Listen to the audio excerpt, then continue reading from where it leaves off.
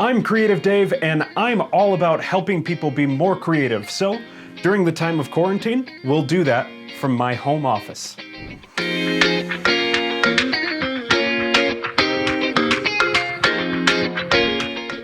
This is the first in a series of videos where I look at creative moments in film and television and show you what you can learn from them to help you be creative in your school or workplace or business, or if you're a teacher in your classroom.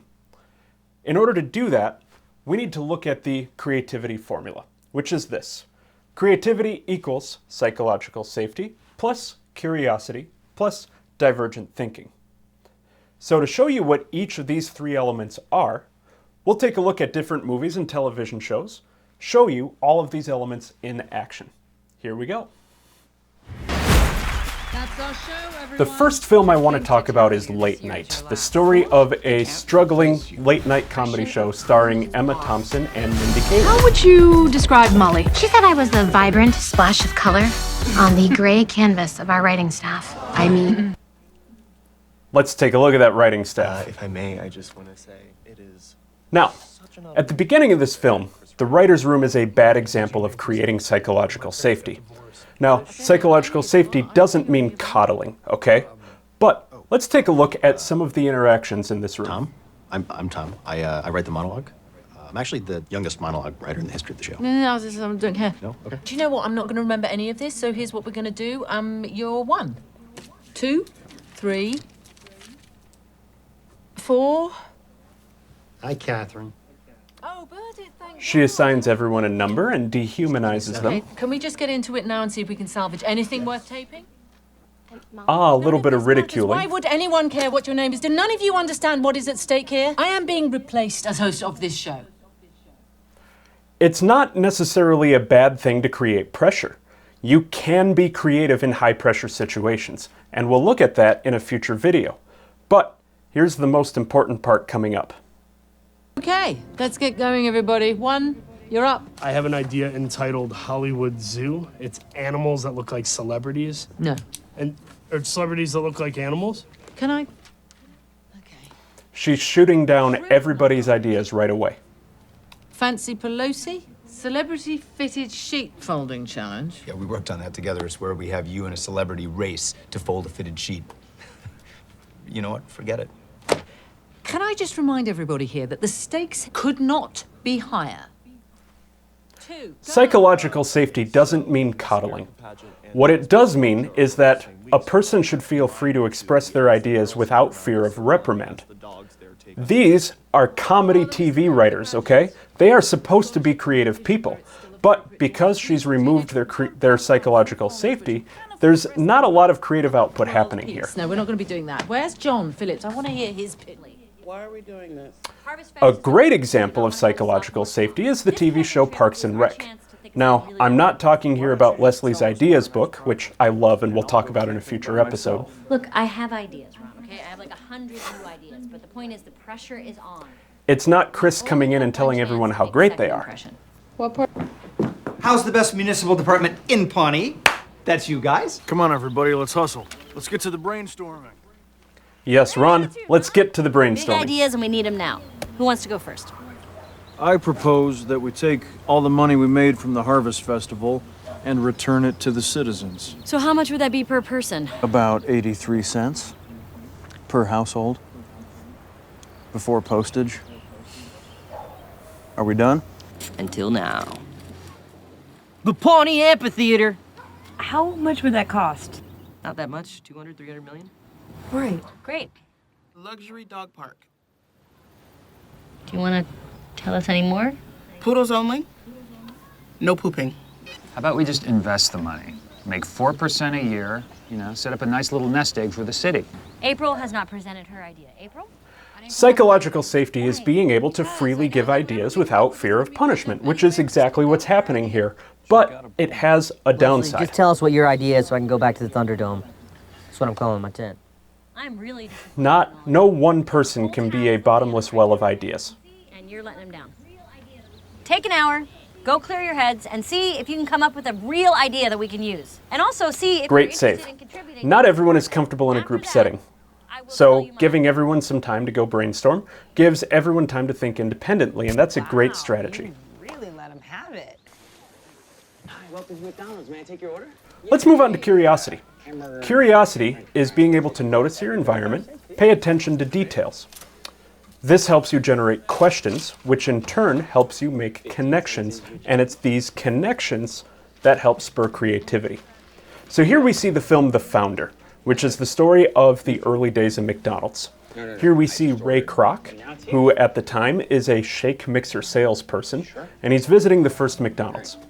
But he's noticing the details, the efficiency, and how quickly they make the meals. Wrapper and then throw it all out. All right.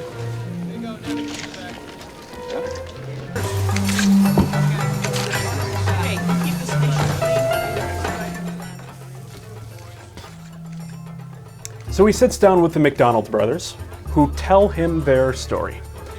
They noticed they could save money by saving time. So they paid attention to the details of where the time was wasted. They went out to a tennis court and tested out various configurations of their kitchen in order to create the most efficient possible kitchen. Okay. We bring out our whole staff and we have them go through the motions, making pretend burgers and fries. All right, Steve, anticipate that. You gotta keep the tray level. Okay. And Dick is running around with this stick, marking where all the equipment should be. Tuck in. Tony, are you gonna skip the pickles when we're really doing it? Sensation 30 years in the making. And voila, McDonald's.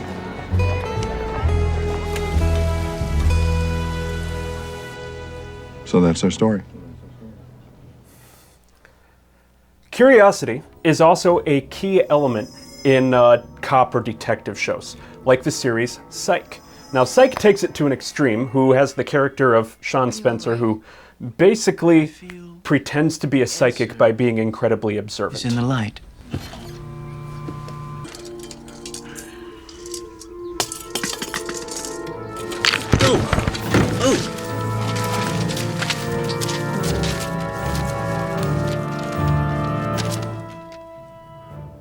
But his curiosity is a skill that his father taught him at an early age. Close your eyes.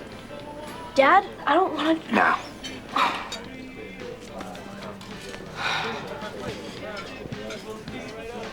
Which letter is out in the exit sign? The X. What color is the vinyl? What's final? It's the stuff these seats are covered in. Purple. Maroon. Close enough. Manager's name. Who? She's wearing a name tag. The woman standing at the front door when we first walked in. His observations help him generate questions, and the questions help him make connections and solve crimes. Can I have the cake now? You, too, can be taught to be curious by getting intentional practice. I'm Dr. Sayer. Finally, we have the Robin Williams classic Awakenings. You know where you are? Williams' character, Dr. Sayer, works with catatonic patients. Can you hear me?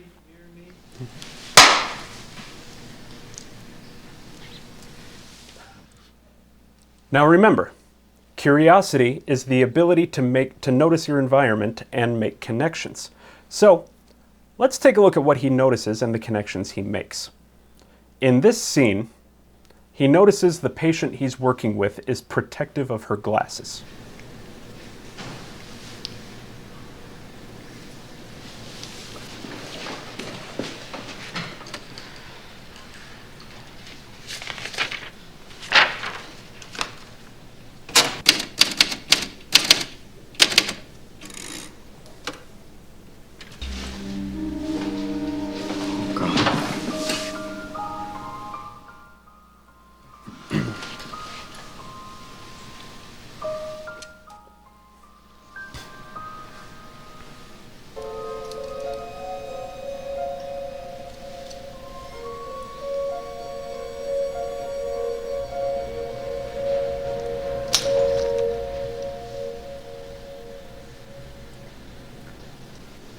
Her name is Lucy Fishman.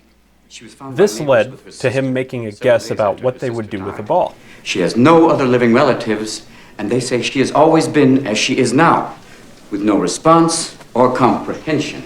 And yet... A reflex. If she batted it away, I might call it a reflex. But she didn't. As you can see, she caught it. Still a reflex, Doctor.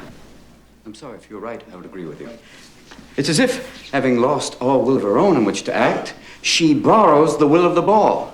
The will of the ball? Excuse me. Okay, so he was wrong, but he was still curious, and his questions led him to do some more investigating. 11:44. Sorry. That's 25 years. You'd think at a certain point all these atypical somethings would amount to a typical something. But a typical what? He's very curious now. He wonders if all these patients have a connection of some kind, and he wants to find that connection. Where is it? Encephalitis lethargica. After a little homework, he discovers something important. I thought someone left the lights on. I found it. I found the connection. They all survived encephalitis years before they came here. See, in the 1920s. That's very nice. Isn't it wonderful? Yes. I'll come back later. Please. So now he attends a lecture on the new Parkinson's drug, L-Dopa.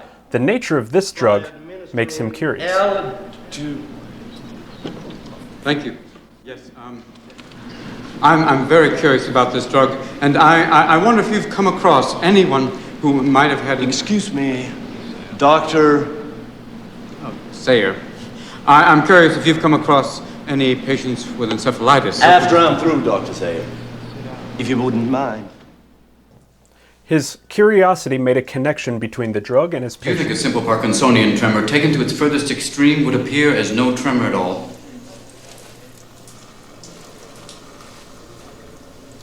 Are you talking to me? Oh, yes. Imagine that you accelerated a simple Parkinsonian hand tremor to the point of immobility. Well, suppose there's a patient with all the Parkinsonian compulsions accelerated. The hand tremor, the head bobbing, ticking, quickening of speech. Might they not all cave in on themselves and in effect turn a person into stone? I don't know. Maybe.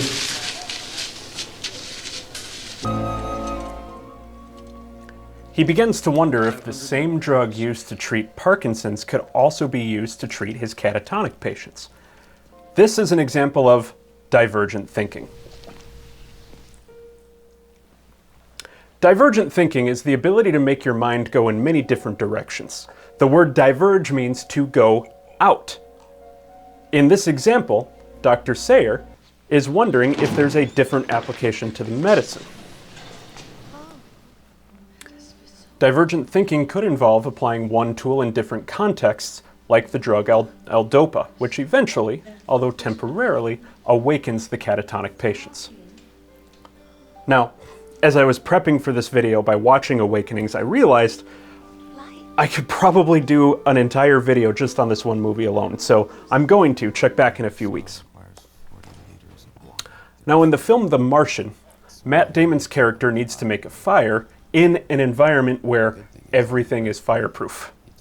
So, by harvesting some unused rocket fuel hydrazine at the NDB, I have created 126 and repurposing some personal items. Nothing bad has ever happened from lighting hydrogen on fire. He's able to make fire.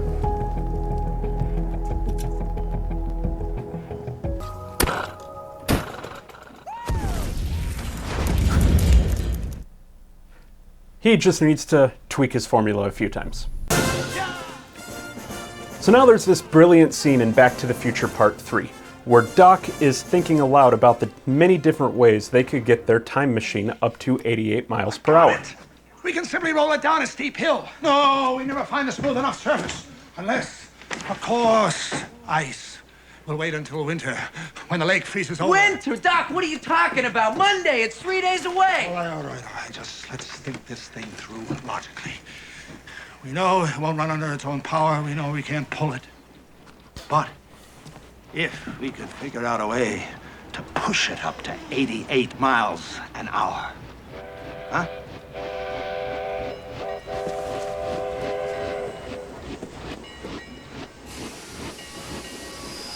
That's it. And that's divergent thinking, making your brain go out in many different directions.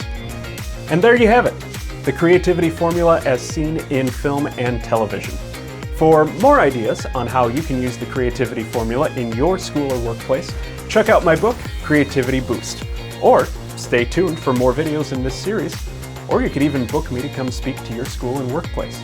Until next time, I'm Creative Dig.